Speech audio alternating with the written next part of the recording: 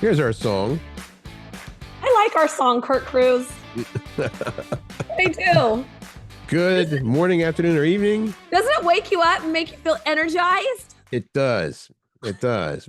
Because we used to, there was another song that you used to like to play to try to wake people up in the morning. It went something like this. You have it? Here. Good morning, good morning, good morning. It's time to rise and shine. Good morning, good morning, good morning. I hope you're feeling fine. Come on and get up, get out of bed. You gotta get up, you're sleeping, and the day is dawning just for you, and all your dreams are coming true. It's Curt and Jen in the morning. It's time to rise and shine. It's Curt and Jen in the morning. It's time to rise and shine.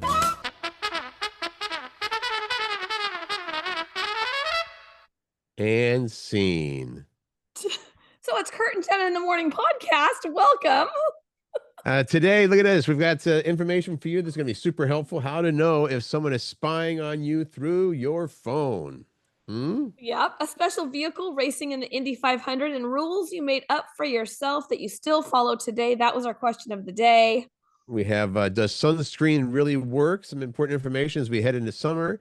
Also, is it okay to use coupons on a first date? And what college degrees pay the least? There's a list. I wonder if that well, we'll get to the story. I wonder if there's an actual answer for the coupons. We will find out. A scientific answer, you know what I mean? Not just an opinion answer. Yeah. Oh, we're playing that again. You went to play trivia last night. I did not make it because I was out to dinner with some friends. But what, where, when, why, how? We played trivia. Our little team, Whiskey Business at Sean O'Donnell's every Tuesday night. And last night we came in fourth. That's a record, isn't it? Good. No, we did. We actually came in the second one time. Oh, yeah, that's right. Mm-hmm. I got some US dollars. That's not US dollar worthy, is it? No, you got to be top 3 to get some US dollars back. But we were happy with our performance. Nice. You know, we got to get number 1 at some point. Was there a lot of people there? It was an average crowd, I would have to say. Listen, Curt, I mean, I hope and pray that you become number 1. However, there is a team there that I believe is made up of all teachers. Is that yeah? That might be the one. They're real super smart. I think they're retired teachers and maybe some active ones too. I don't know, but they're real smart and they get almost all of them right all the time. That might be the band, the group Pin Drop. That's one of the ones that. So we have something still to strive for, but we could use a little help from Jen Pirak. When was the last time you helped out with trivia? When we got second place, which was like, I don't know, 3 weeks ago. Okay. All right. Just harassing you. Okay. What did you have you wanted to share this morning? Well, here's the thing. On Monday's episode, because we do new episodes every Monday, Wednesday, and Friday morning. Right. I had a little poop talk because I was thinking and wondering, am I the only one that looks at my poop? And it turns out I am not, because I had people contact me to say, I look at my poop too, Jen, but I think that healthy poop doesn't float. So yeah, you were saying it should float, and I was like, I never heard that. So I got that wrong. I'm just correcting. I wanted to tell you that healthy stool is typically brown, soft, formed, and easy to pass. It should be a shade of brown and not too soft or not too firm. Ideally, should resemble a sausage shape or snake shape with a smooth texture. It should look like types 3 or 4 on the Bristol stool chart. Okay. Okay. Go look at the Bristol stool chart. How often you go can range. I can't even believe this. Can range anywhere between 2 times a week to 2 times a day. Which is the extreme? 2 times a week? I feel like I would agree. 2 times a day doesn't seem like that much, but 2 times a week seems like very little. Me too. I think so. And then it says whether your poop floats or sinks generally is not a cause for major concern, but it can often offer some clues about your digestive health. Mm-hmm. And sinking stool are considered normal. Okay. There you go. I just wanted to let everybody know about their poop in case they look at it and they wonder. Okay. All right. And I'm glad you found it that more people do examine. It is something to do. It can be an insight to your, like you said, like your digestive health and stuff like that. So. And then I have one more random thing that does not have anything to do with poop, but I put it in here because I know you love like Charlie Brown, Christmas, and those kind of things. Yes. Apple TV is going to release Snoopy Presents a Summer Musical. It's the first Peanuts musical special in 35 years, and it comes out on July 18th. Curt, so mark your calendar. We'll be watching that one. I Yes, figured. that might be worth just if you don't have Apple TV Plus, that might be one of those ones where you say, I'm going to get it just for this one thing. Do you have it? I think so. I don't know. think so. You know what? I only find out what we don't have when I try to watch something on that channel and nothing happens. Oh, geez. Okay. All That's right. how I Moving find on. out. Oh, this is sad. Yeah. The headline is saying Norm has left the bar, talking about Cheers star George Wendt. Norm! That one from Cheers. He actually passed away yesterday morning at the age of 76. Sounds like well, there's no word on the cause of death, but his family says he died peacefully in his sleep while at home. Can you ask for anything more than that? No. Maybe some more years. No. And Curt, here, I'm going to interject here because there is something big that happened in my life that I found out about after the show on Monday, like right after the show on Monday. What's that? My best friend from middle school, her, Cher. Mm-hmm. She called me to tell me her mom passed away. Now her mom was sick, right? But it's one of those things where Cher said, I saw her on Saturday, and when I left her, I fully expected her to see her again. But she passed away the next day. Is that a live every day to the fullest lesson? I think it is. I mean, there's so many lessons here day. for me. Yeah. I mean, yeah. And don't take for granted your loved ones, and which she didn't, but I'm just saying, you just never know. You never know. And I'm helping her clean out her mom and dad's house. Mm-hmm. And I just need to live more simply. That's you and I both. Yeah. A lot of people, I imagine. And just looking around here, I'm like, yeah, I need to get rid of some of this stuff. Yeah. Actually, a lot of this stuff. Okay. Here come the flying cars, right? Finally. Oh, well, yeah, they're coming, Curt, but you got to have a lot of US dollars to get one. So here's the thing. The first mass-produced flying car will go on sale early next year, but they are expensive. There's a company in Slovakia called Klein Vision, says the new air car will cost a very reasonable $800,000, and it can get up to $1 million if you add any upgrades. So it's not for your average commuter, but all right. It says, even if you can't afford this, you might not want one because technically it's a flying car, but not the hover car that we were promised in movies like Back to the Future. It's basically a sports car with retractable wings and a propeller in the back. Yeah, so you have to have a pilot's license and a runway to get off the ground. Yeah, it's not just going to be like zoop in public or on say you're heading down Aurora or something, and I mean, if there's a straightaway and there's no one in the way, I wonder if that will be allowed. I'm guessing no. Nah, well, there's and this is wires in the way and stuff. You think so? It'd be interesting to see what happens with that, though. It's basically a transformer. It looks like a transformer. Sign: somebody is spying on you through your phone. We don't have to think about that, but it actually happens. It does happen. But these are weird to me. I was reading through this. I was like, this is weird. An expert on spyware shared a list of 5 signs someone's spying on you through your phone. Okay. Let's see. Your battery drains really fast. It could be a sign they're tracking your location. With GPS. Okay. So your phone is, using up a lot of battery. You don't even know about it. Your phone heats up. If it's running GPS or other apps in the background, it can tax your phone's processor. How about increased data usage? This is, you got to check every month, whatever you get your bill. You don't even have to wait till you get your bill. You check whatever you want, your data usage. And it says, if you're using more data than expected, a lot of people with spyware on their phone only find out when they get a data limit warning from their cell phone company. So that's another way you can tell somebody might be spying on your phone. I never check my data use. I think I get a note every day saying your use was up or down compared to, maybe it's a weekly thing, but regardless, that's something to look at. Oh, weird. Okay. Keep going. Strange text or notifications. The experts on this say, watch for text messages containing random characters or codes. Some of the cheaper spyware apps control your phone with SMS commands, and then the text quickly disappear. Finally, your screen randomly turns on. That'd be like, somebody, you're sleeping and all of a sudden, bing, maybe somebody's using your phone and you don't even know about it. Tracking your location. Or even listening in. That's what this expert says. They said if you think that someone is spying on you, run security software to check suspicious apps or do a factory reset. But that's only the last resort. Okay. And don't be scared. We're not trying to get everybody going, oh my God, my phone, right? Don't be scared. Don't be scared. Just some general information there for everybody, I guess. This is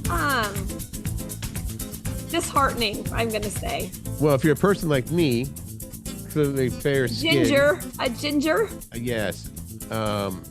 This basically, my whole life was sunscreen growing up. Anytime going out in the sun and, on vacation, hey, you can go out in the ocean for 5 minutes, but you got to come in there, pasty guy.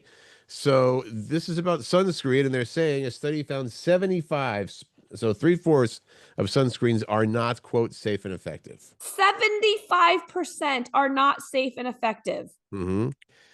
This is according to the Environmental Working Group. By their standards, 1 in 4 sunscreens on the market are the ones that are actually safe and effective. Just 1 in 4.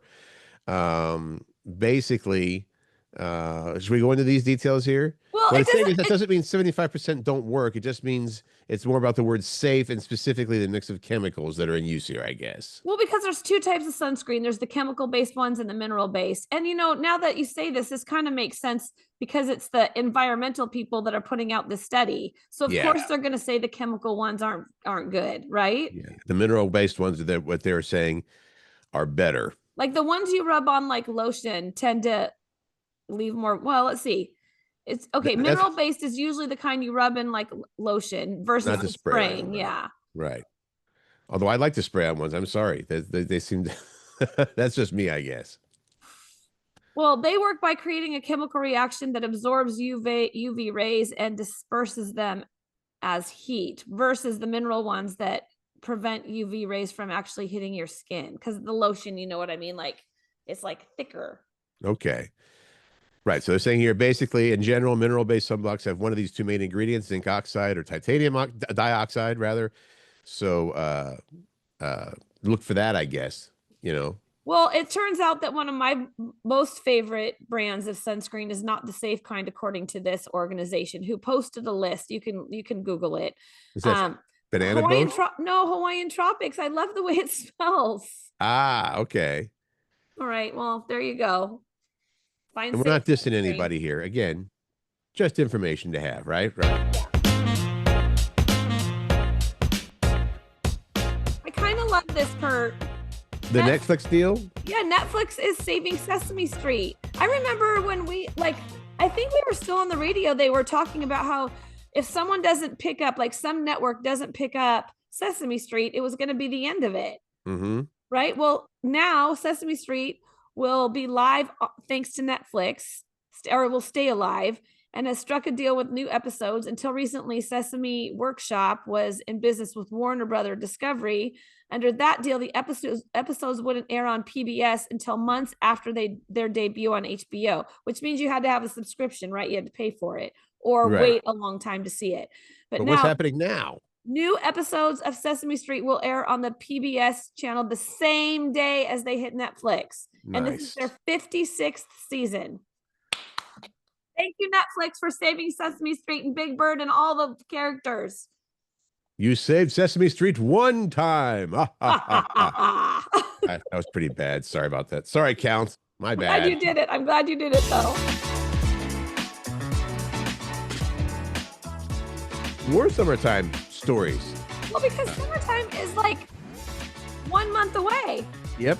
It's closing in on us. And we're talking about Memorial Day weekend is this coming weekend. So people kind of feel like even though the official start of summer is what, June 21st, something like that? 21st, yeah. Well, once you hit Memorial Day, okay, it's summertime. Except in Seattle. Then it's after July 4th. That's right. So the average American, so I guess I'm going to be including myself in that. Okay. Hosts 4 barbecues every year. Just, I guess that seems like about right. I do not, because I don't have a really great backyard. Oh, well, but So you host parties and you barbecue food, right? I'm standing up, Curt. My back hurts. I don't know why. Okay. Uh, A few other stats from this survey. On average, the perfect cookout, they say the number is 11 guests, with everyone contributing something to share. oh, 11 guests. That's a lot, I think. I do not think. I know you got that big old table see, how many people can sit at that table of yours? 18 there before. I know that's a massive table. I love it. Apparently, we plan to attend 5 barbecues this summer and host 4. There's where that number came from.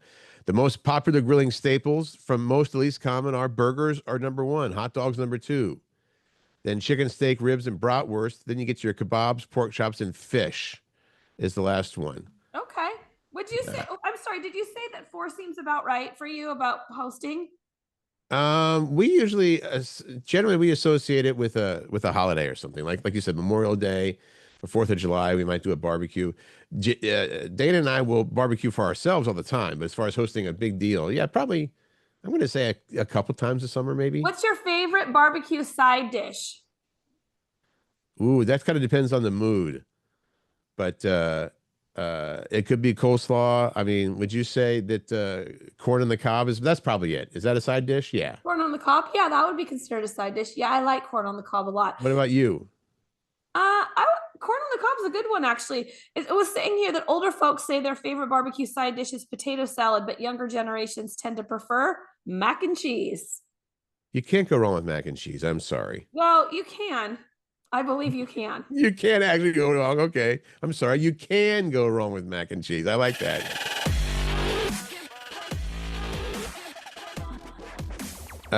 Good question of the day from Monday, Jen. Yeah, what rule did you make up for yourself that you still follow today? Yeah, there are some good answers here. Like Susie said, I wear long pants to work until it gets warm, and then I switch to shorts until it gets cold. Right. And again, these are not rules that anybody else enforces. This is rules you came up with for yourself. Yeah. And you still do today, even though maybe you're thinking that's kind of silly, but I still do. Because what did I say? Oh, we talked about the last bite on your plate had to be your favorite thing of whatever your items were on the plate. Gerald said, I never go to 7-Eleven at night. There's a 7-Eleven by our house, and even the parking lot is scary during the daytime. Okay. So the rule is, okay, he won't go to 7-Eleven after the sun goes down. My children will never see me drunk, coming from a child of alcoholics. Okay, that makes sense. I'm sorry. All right. Carrie, we sat at the table for meals as a family. We still sit at the table for meals as a couple of empty nesters. So that was Corey, not Carrie. That was Corey. I'm sorry. She doesn't like eating meals in the couch, office, or bedrooms. Snacks are okay anywhere. Okay. Eric said, don't make drinking alcohol a habit. That's his rule. And good advice as well. Never drink before 5 p.m. Sonia, if you like the shoes, say you're buying some shoes, you like them in black, also buy them in brown, she says. That's her rule. Interesting. Also, I like this one though. Also, if you like a product, stock up on it, because someday it will be discontinued. My wife, AKA Dana, would say that I do that all the time because I'm like, well, what if this one breaks or something? Yeah. I'll buy duplicates of things. Nancy said never wear purple. Oh, she must be a cougar. Or a non-Washington fan. Yeah. James, nobody can out-effort me in anything. Wow, that'd be exhausting. Anne said, go with your instinct. The first one that comes to mind, it wins for me every time. And Laurel says, never say today is a bad day. Every day's a good day. Some are just better than others. I don't usually say it's a bad day. Generally, I say, That's what they'll get. How's your day? All right, Carrie, I do not eat octopus anymore. Not after learning how incredible they are. Absolutely amazing. One of my favorite animals. She didn't write this. Even though they're delicious, I won't eat them. Curt. They are delicious. And Jennifer's rule is rules are to be broken. Jenny said no heat in the house after May 15th. And then another Jenny, different spelling, says I will not use a pen. Wait, I will not use a used pen if I cannot. She will avoid using a used pen. She has her set of pens I will use, and that's that. Oh, I cannot. I get it. I cannot. Yeah. Okay. She said, I've been that way since before COVID. OCD much? But it's a rule. That's exactly. And I thought that some of these might balance, borderline on the OCD stuff. You know what I'm saying? You mentioned that. Yep. All right. Thank you for participating. As always, we got a brand new good water cooler. How about that? It's going back a ways. We got a brand new question coming at the end of the program. This is fascinating to me. Something that you've never thought about. Waterlogged fingers wrinkle in the same pattern every time. How did I not think about that at some point in my life before? Well, I just think that that's interesting, right? I mean, the headline was because it's almost pool season, and this is something interesting. So the deal is, okay, a new study found that a person's fingers wrinkle in the same pattern every time they're in the water too long. So you have a unique, not just fingerprint, but you have a unique wrinkle pattern? So the wrinkles are caused by blood vessels under the skin contracting when immersed in water for a period of time. That was already known. I did not know that. I didn't know the why. Okay. So the research, though, it looks like this Binghamton University looked into where they form these blood vessels and determined that it's virtually always the same, mostly because those blood vessels don't move much over time. They also discovered that the wrinkles don't form in people with median nerve damage in their fingers. I don't know what that means. Median nerve damage? Yeah. Then it says, does this matter? Probably not for any health reasons, but researchers think it could have real-world applications in fingerprinting and forensics, like at crime scenes, especially if your body's been in the water for a couple days. Oh, jeez. Okay. Why did I go there? Jeez. That's probably what they mean, but dang-a-rama. Okay. You'd be kind of pruny after a few days. Can't they just dry you out and get your fingers clean? Oh, what do you think? This is always a hot question, I feel like, and it comes up.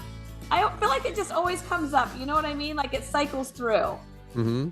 Is it cool to use a coupon on a first date? All right. Let's go ahead and read the data, if you will, and then because I have my idea as well. But just basically, it says if you're on a first date and the other person insists on paying, they open their wallet, grab a coupon for $5 off an appetizer or something. Are you going to complain, or is that okay?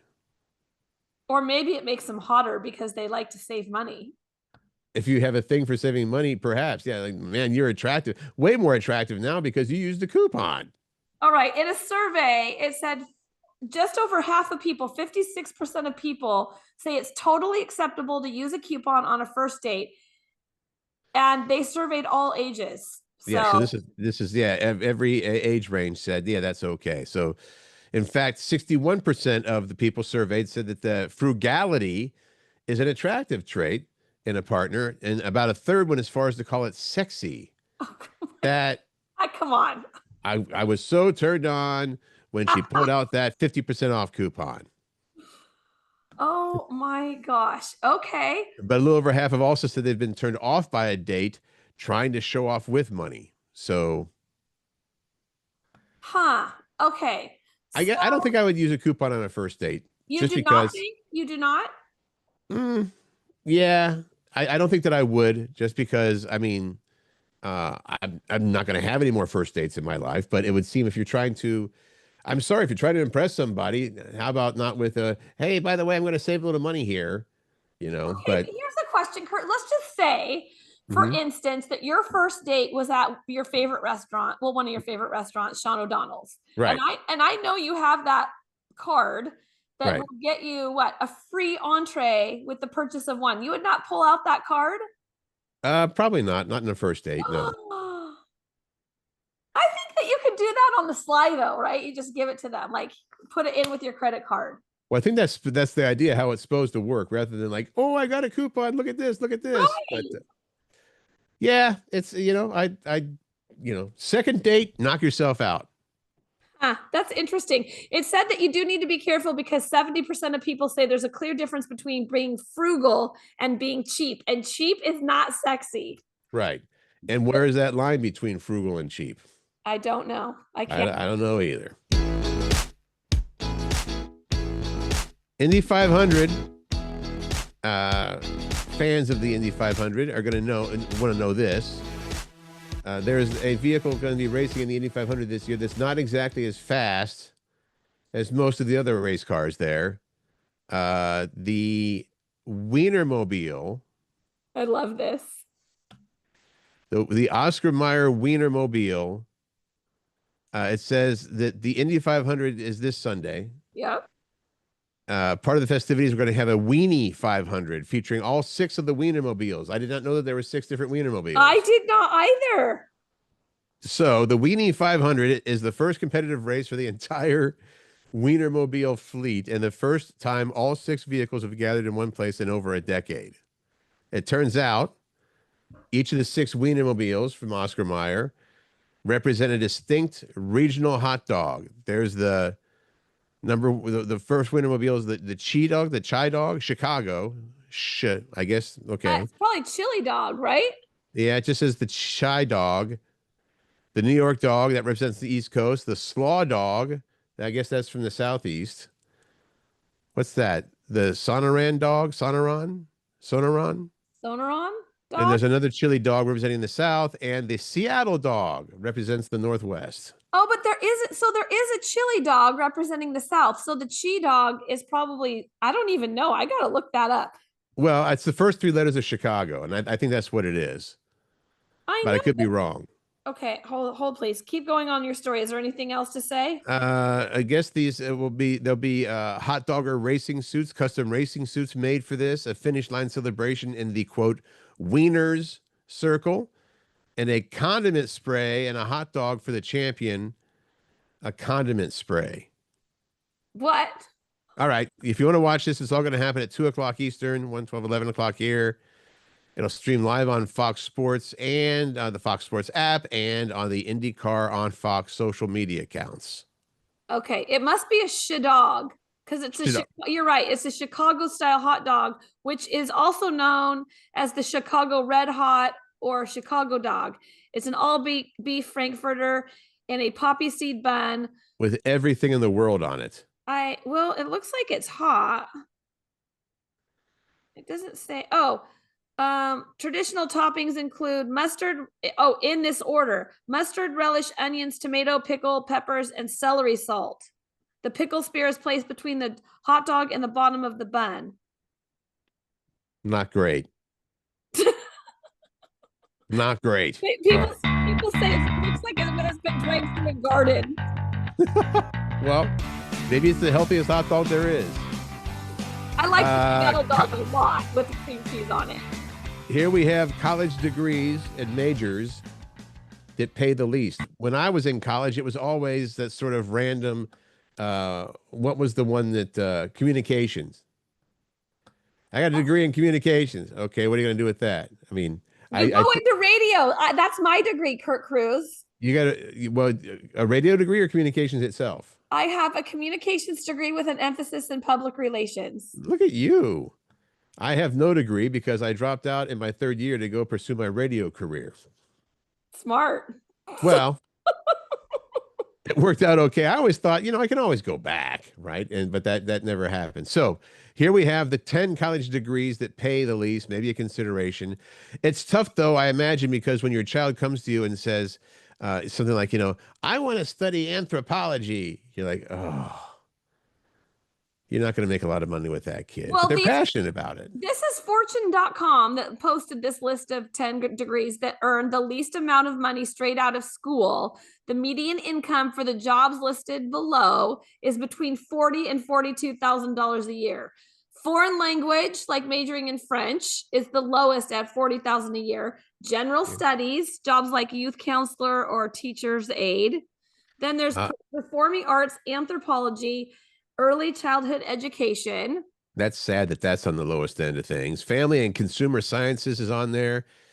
General education is a low-paying degree. Oh, did I say general social sciences as the second one? Yeah, okay. Yeah. Okay. Miscellaneous biological sciences, jobs like lab tech or research assistants. Social services, notoriously low-paying. And then we have the last on the list here. This one pays the most of paying the least, and that is theology and religion. That gets you $42,000 a year. They also did a list of low-paying mid-career degrees, meaning you've been at it a while and you're still underpaid. Early childhood education ranks last at $49,000, followed by elementary education at $53,000. College grads with a degree in STEM, which is science, technology, engineering, and math, tend to make more. I'd hope so. Like your daughter Riley, correct? Yeah, she's a super smart math and science gal. She's majoring in engineering. She graduates in like, it's hard to believe. I don't know, less than a month. Wow. Okay, Curt, you wanted to talk about this. Tell me about Selena Gomez. Well, I wanted to, I'm not 100% sure how to pronounce this word, Spanish word, right? But the deal is this: Oreo recently teamed up with Post Malone for his own, maybe you remember those limited edition chocolates, cookies, or I'm sorry, they were his own limited edition Oreos. Selena Gomez now has an Oreo to call her own, the horchata Oreo. Horchata is a Mexican beverage typically made with milk, cinnamon, and rice. So here you go. Here's the horchata Oreo from Selena Gomez. The cookies are chocolate cinnamon flavored with 2 layers of cream. One layer is chocolate cinnamon flavored, and the other has a sweetened condensed milk flavor with cinnamon sugar. Each cookie will have one of 6 embossed designs, including Selena's signature and a pair of headphones, or a heart-shaped vinyl record on there. Okay, so she said, quote, growing up, Haracha was one of those comforting, is it Haracha? It looks like horchata. I mean, horchata. That's what I meant. I'm thinking sriracha. Okay. Horchata was one of those comforting things for, okay. It was a childhood memory thing. Okay, that's nice. And she included her fiance Benny Blanco in the tasting process. So that's fun. Good for them. I want to be part of the tasting process. If my wife comes up with a new flavor of Oreos, I will be there. Did you already say that cookies are on pre-sale right now? Or no, on June 2nd, there's pre-sale and hitting the shelves on the 9th. And what another nice thing in here is that Oreo is donating to her mental health, to Selena Gomez's mental health organization, the Rare Impact Fund as well. That's cool. With these. Yeah, that's nice. We've actually come to our question of the day. And it's this. Speaking of graduation, because I just mentioned Riley graduating. Okay. What is your best piece of advice to the graduating students of the class of 2025? Well, we have some fun. Should we do a couple of the funny examples? Sure. These aren't the, well, somebody said, here is what you tell the graduating class of 2025. Remember, when money gets tight, there's always OnlyFans. I don't know if that's the best piece of advice. Well, they also said, don't be afraid to make mistakes. Be very afraid to make mistakes because of AI. They're like, I mean, that's the sad thing, right? If you've got AI coming after your job, AI makes very few to no mistakes. Well, I believe that, like you said, for our question of the day, this is supposed to be fun, tongue-in-cheek type of stuff. So let's keep it light. Yeah. That could be, but some of these things are like, like you said, things like when one door closes, another one opens. There's some cliche stuff in there, but it actually, it might be a cliche, but there's a reason it's a cliche because they seem to be true. Right. Okay. The best advice to the graduating students of 2025. Do what you love. That's yours? Love what you do. Try to figure out how to make the most money you can doing it. And if you can't, do it as a hobby and find something else to make a lot of money so you can afford all the other things. Well, see, radio for me was always going to be, I was like, well, I need to find a fallback. What if this doesn't work out, But it did, and I feel very, very fortunate, obviously. And you have a fallback. You had a side gig, and it's a good business. No, it's the main gig. How did that happen? All right, so we want to hear your answers on that, and we'll be back on Friday. Oh, we have advice every day that we give people, and it could apply to the graduating class of 2025. You ready for it? I am prepared. Let's hear it. I know it. Make good choices, find joy, spread kindness, and laugh because it's good for your soul. All that stuff. We'll see you with a new episode on Friday. Have a good one.